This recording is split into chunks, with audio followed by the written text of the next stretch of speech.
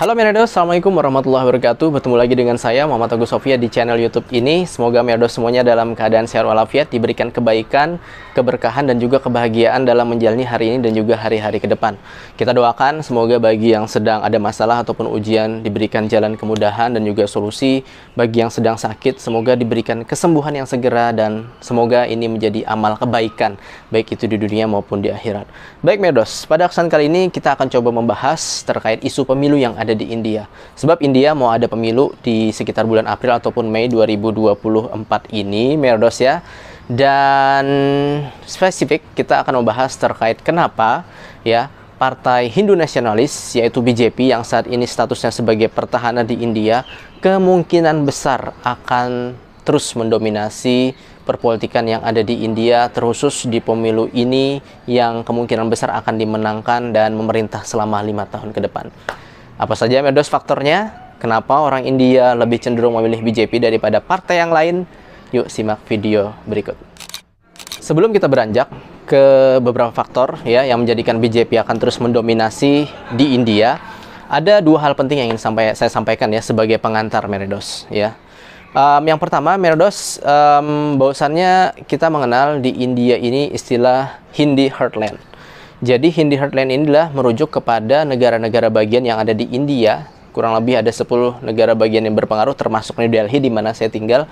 Ini menjadi Merdos ya wilayah yang sangat potensial untuk jikalau berhasil menguasainya maka berhasil pula untuk menduduki tampuk kekuasaan Perdana Menteri yang ada di India. Ya, Hindi Heartland ini setidaknya 40% prosentase untuk menduduki ya anggota parlemen di India Merdos. Jadi siapa yang menguasai Hindi Heartland maka dia akan kemungkinan besar menguasai ya perpolitikan yang ada di India. Dan inilah yang saat ini sedang terjadi, trennya BJP lah yang akan menguasai Merdos. Negara bagian seperti Rajasthan, Chhattisgarh, Madhya Pradesh itu saat ini berada ya di bawah kekuasaan BJP karena partai mereka menang di sana gitu ya. Adapun Partai Kongres hanya menang di Telangana. Ya, ini sudah menunjukkan bahwasannya BJP masih begitu dominan. Hal yang kedua Merdos yaitu terkait partai politik. Jadi di India ini sebenarnya ada sekitar 53 partai, multi-partai juga layaknya di Indonesia, tetapi hanya ada 2 partai yang besar dan benar-benar bersaing, yaitu BJP itu sendiri sebagai partai pertahanan, sebagai partai sayap kanan, Hindu Nasionalis, dan satu lagi adalah partai tertua yang merupakan partai Mahatma Gandhi, partai yang memperjuangkan kemerdekaan di India. Partai Kongres adalah partai oposisi gitu ya, partai tengah ya, nasionalis, sekuler gitu ya, yang menjadi penantang BJP hingga saat ini Merdos. Oke, jadi keep in mind dua hal tersebut ya dalam perpolitikan India secara singkat saja Merdos. Oke, sekarang kita akan masuk terkait faktor-faktor apa saja sih yang membuat warga India ini lebih cenderung tetap memilih partai Hindu Nasionalis gitu ya daripada partai nasionalis ataupun partai yang sekuler. Sekuler di India ini adalah maksudnya yaitu mengakui semua agama, tidak ada preferensi kepada agama tertentu. Berbeda dengan BJP ya, preferensinya tentu terhadap agama Hindu karena dia partai Hindu Nasionalis gitu ya. Oke, faktor yang pertama ya yang menurut saya itu sangat penting adalah yaitu lemahnya Partai Kongres. Lemahnya Partai Kongres ini adalah yang pertama, yaitu partai ini sangat dekat asosiasinya dengan korupsi Merdos. Sebelum BJP berkuasa di tahun 2014 hingga saat ini, 10 tahun itu berada di bawah Partai Kongres ya. Perdana Menteri dari Kongres yaitu Perdana Menteri Manmohan Singh. Nah, itu sangat lekat sekali ya kepemimpinan ataupun kekuasaan Kongres ini dengan korupsi yang mana itu tidak disukai oleh rakyat India. Nah, akhirnya mereka ingin mencari perubahan yaitu di partai BJP. Yang kedua, sistem kaderisasi yang ada di Partai Kongres itu tidak baik ataupun tidak sebagus yang ada di BJP.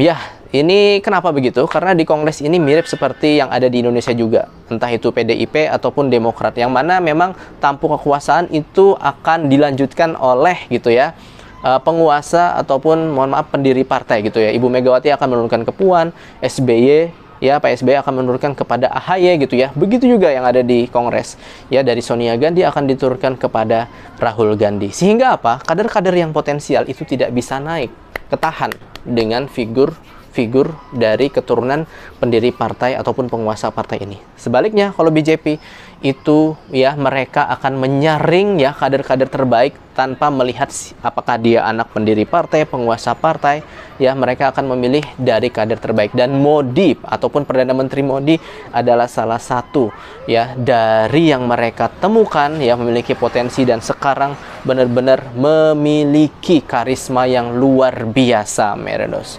Ya, dari orasinya, cara berbicaranya, ya, dan juga bagaimana melakukan pencitraan, dan akhirnya apa efeknya ya, Partai Kongres tidak bisa menemukan figur yang setara untuk melawan Perdana Menteri Narendra Modi ini.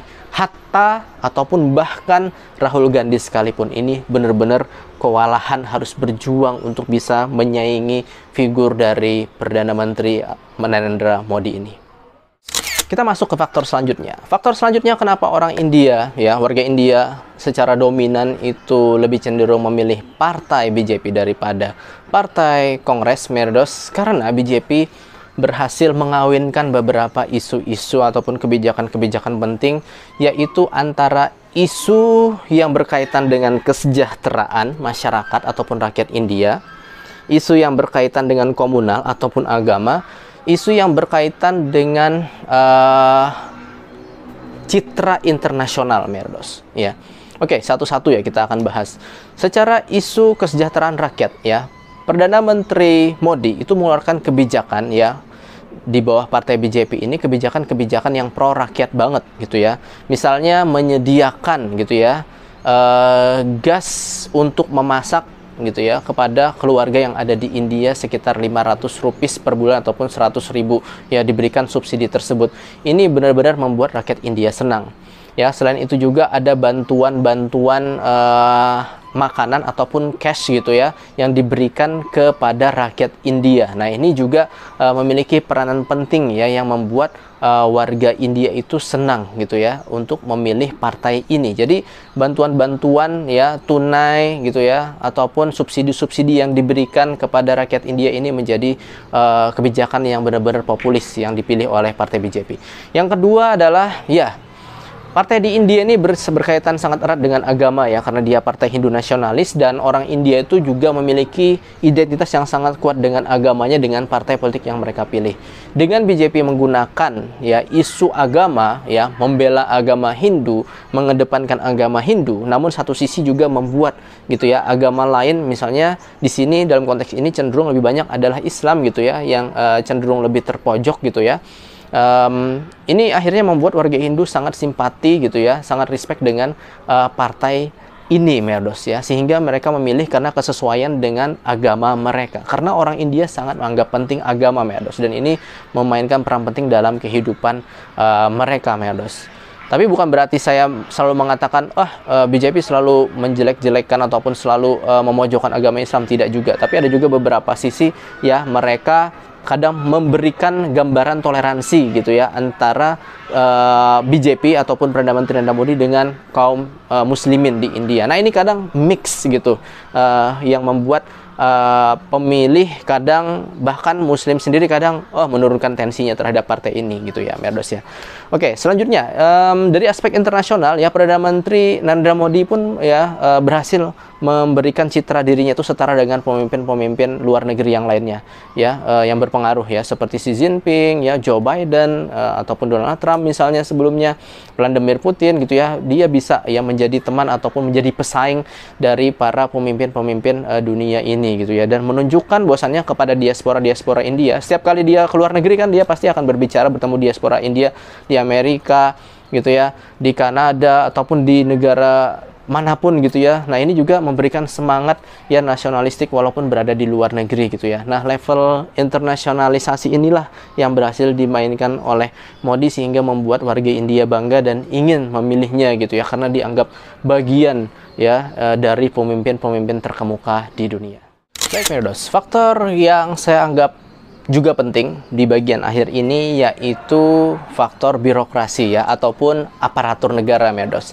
Ya, layaknya di Indonesia, Merados ya, ketika petahana berkuasa gitu ya, ataupun incumbent itu memang agak sedikit tersamarkan antara kampanye dengan program pemerintah gitu ya.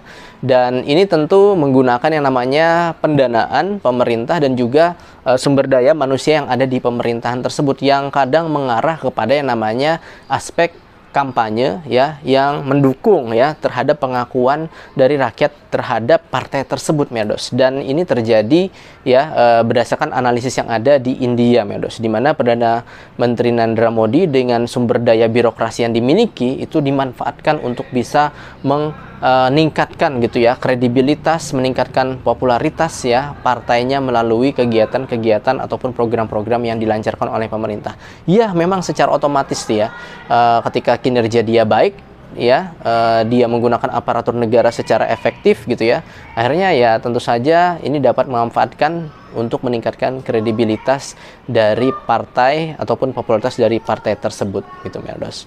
Oke, kurang lebih itulah ya beberapa faktor-faktor yang mana menjadikan ya partai BJP akan terus mendominasi India dalam 5 tahun ke depan. Tetapi kita lihat saja nanti hasilnya. Namun memang, Medos, berdasarkan dari analisis beberapa para ahli, BJP akan memimpin dalam 5 tahun ke depan ya dalam perpolitikan yang ada di India. Terima kasih telah menonton. Kurang lebihnya mohon maaf. Bor syukriya firmilengge. Wallahu a'lam bishawab. Ya, assalamualaikum warahmatullahi wabarakatuh. Bersama saya Muhammad Agus Sofia dari Kota Malang, Jawa Timur, Indonesia. Wallahu hafiz.